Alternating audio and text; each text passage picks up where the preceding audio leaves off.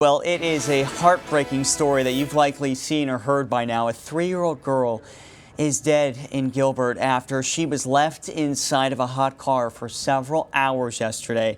The summer temperatures in the valley, we know, are brutal, and each year we try to raise awareness about leaving children behind in hot cars, and unfortunately it just keeps happening. So I'm joined this morning by Dawn Peabody. She's a parent advocate for the organization Kids and Cars. So Dawn, I want to thank you so much for being here with us.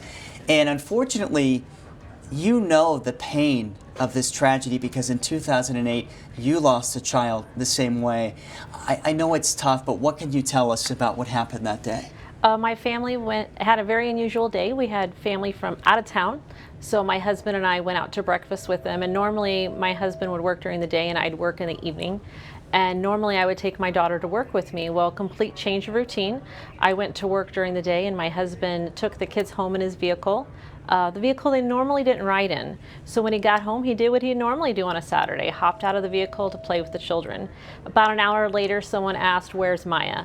And he couldn't remember. He thought at first that she was at work with me, and then he looked all around the house, and then it hit him. He had not got her out of our family vehicle, and she passed away that day. I'm so sorry to hear that, and we know she was 2 years old. 2.5 years old. 2.5, and all it took was an hour. That was it. And you mentioned this about how you deviated from your routine that Correct. day. Your husband deviated from his routine. It seems like that's how a lot of these happen. So what do you tell parents about how they can take action and make sure a tragedy like this doesn't happen to them? I think setting reminders in place. After this incident, my husband and I had we actually had twins. So anytime we went somewhere, we communicated with each other about the change of routine or where we were at. I think right now, anything that can help you remind you have precious cargo in the back seat. I tell a lot of people, stick your left shoe back there.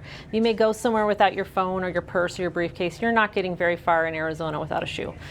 Yeah, that's a great idea. Yeah, the hot pavement, of course. Yes. Anything that can just trigger you that mind. to have you remember. Now, I know you're going to Washington later this month.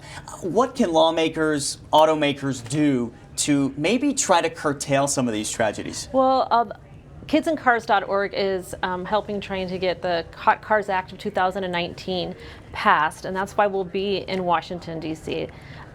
This requires all vehicles to have the technology to sense the presence of a child, either through motion sensors or weight in the back seat. This will allow people surrounding the vehicle or in the neighborhood to hear the vehicle if a child is accidentally left in the back seat. Now, Dawn, I know it's been 11 years since you lost Maya. I want to ask, how is your family doing and how have you been able to move forward? We move forward right now by talking about what happened. At the time, I was teaching parenting for a living, and I was never taught to teach others look before you lock. And that's the biggest thing, is opening that back door every time you stop. I like that saying, look before you lock. Look before you lock. Make sure you don't have precious cargo. I've heard of I've heard of incidents of children getting in the back seat and a parent not knowing they were there. If you just get in that habit of opening that back door and checking that back seat to make sure there's no one back there. But this Hot Cars Act of 2019 will make it so that all vehicles are required to have some sort of detection if a child is accidentally forgotten back there, or a pet. Sure, because we know what happens to pets as well. We will be sure to keep tabs on you and see what's happening after you get back from Washington. Give us the website too. It's kidsandcars.org. Okay, kidsandcars.org, Yes. all of the valuable resources there. Dawn, I want to thank you so much for your courage, for being brave, and for sharing your story, because I know that this is going to save lives. Thank you. Thank you for the work that you're doing. Thank you very much. Absolutely. And we will be right back. Stay with us.